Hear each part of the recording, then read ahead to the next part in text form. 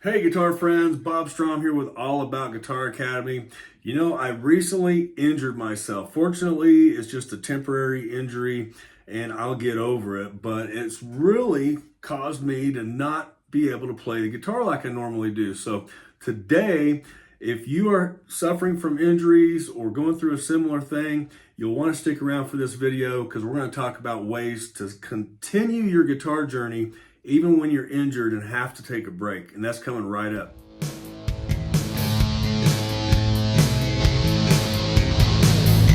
All right, welcome back. Like I said, I injured my fingers, actually my middle finger. I did it while I was playing the guitar. Well, I play guitar sometimes 7 to 8 hours a day, teaching lessons, doing coaching calls, creating content, all that kind of stuff. So it was just bound to happen eventually. And fortunately, this is just a minor thing. I've got a Band-Aid on it and I'm just not able to use this finger temporarily. So what can I do with an injury like this when I really want to continue staying sharp and not getting off track with my guitar playing? Well, I'm glad you asked that because I've got some ideas for you that I'm doing right now. Let's look at idea number one. All right, the first thing that I can do, which I've kind of decided to do, is use a slide. Okay, if I've got a slide, a bottleneck slide, I can do things on the guitar without using my middle finger. So if you've got an injured finger, you might think about trying a slide. And you can see I need some practice on it. But anyway, having fun with the slide. A slide is a good thing to have if you have a finger injury. The other thing I would say is if you're seriously injured, make sure you go see the doctor, okay? Little disclaimer there. I'm not a doctor. I'm just going to give you some ways that might help if you're not seriously injured. Okay, so another thing that you can do during this downtime is to focus on things that don't involve your fretting hand. If it's your fretting hand that's injured, focus on your strumming hand. So in other words, practice strumming patterns. And believe it or not, it's very helpful to do that without even strumming chords. It helps with your muscle memory. You can learn different patterns and techniques. You can also do finger picking. All right, this is a great time to focus on finger picking if your strumming hand is working fine and your fretting hand is not. Another thing you can do with your strumming hand is practice your picking skills. Alternate picking, down strumming. There's lots of different things you can do with your strumming hand using your pick. You don't even have to play any chords. You can just play the open strings. Practice that. You'd be surprised how much your skill level will increase on your strumming hand. Now, what if it's your fretting hand that is fine, but your strumming hand is not? Well, without strumming the guitar, and I'm not going to do it right now because my finger is injured, you can do spider exercises, just one fret at a time. You can practice hammer-ons and pull-offs, those types of things. You can also practice different chord progressions without even strumming. You can do those things if your fretting hand is not injured. So those are just some ideas for you if you've got hand injuries. All right, another thing you can do, and I know this from personal experience when I injured both of my hands in 2021, and I was barely able to play anything on the guitar, I went back to playing very easy chord shapes. So modify your chord shapes. So for example, a C major seventh looks like this, or an E minor looks like that. It's just two fingers.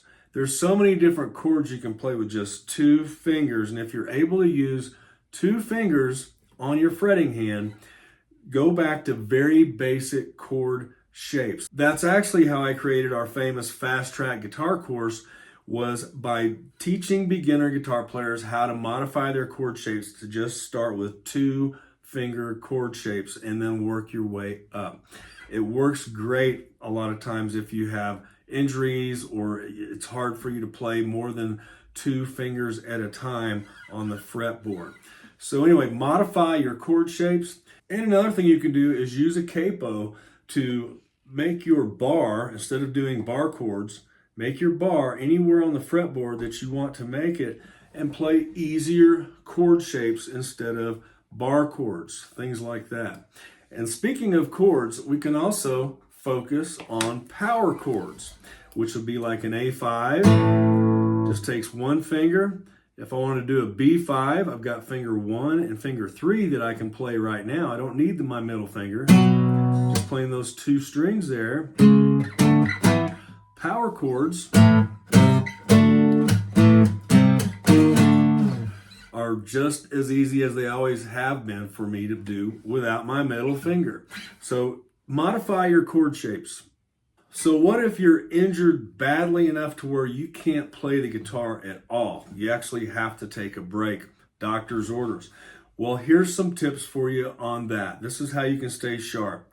Make sure you pick up some reading material about music theory. It's a great time right now if you have to take a break from the guitar to learn more about music theory, triads, different chord shapes. Look and study concepts that you've never really had time to look at that aren't too far above your head for right now, depending on your skill level, but that you'll be able to apply to your guitar skills as soon as you get well and you're able to play guitar again. There's so much information out there nowadays that you can access to stay sharp musically and to keep your guitar skills on point, even when you're not playing guitar. It might also be a great time now for songwriting. Songwriting is something that most guitar players want to eventually do if they're not doing it already. So now might be a good time to start thinking about that. Writing lyrics, coming up with melodies in your head and writing those down. Visualizing different chords and shapes and patterns and writing those down. There's so many positive things you can do up here with your mind while you're having to take a break from the physical aspects of playing the guitar. So here's another tip for you if you've got injuries, you're unable to play right now, or you're having to back off from the guitar. Join a community of other guitar players that you can bounce ideas off of and continue to learn. And not only that, it's fun when you belong to a community. You can talk to people that play guitar that maybe are on a higher skill level than you or that are on a lower skill level than you at the moment, and bounce ideas around, help other guitar players with their journey. And being part of a thriving community of guitar players is going to help you to stay on track with your guitar journey because you can chat with them anytime. It's also helpful if the community you join has 24/7 access to videos like courses that you can continue to expand your brain on music theory and different types of guitar techniques and all of that. You can be doing all of this while you're healing up. And I've got good news for you. If that's what you think would be helpful for you right now, check the link in the description of this video. Join the All About Guitar Academy, get your free 7-day trial membership, and come and experience what it's like to belong to a community of like-minded guitarists and have access to guitar courses whenever you want to learn. I hope to see you there, and I also hope to see you in the next video. So heal up, get better, and continue on your guitar journey. Stay tuned for more.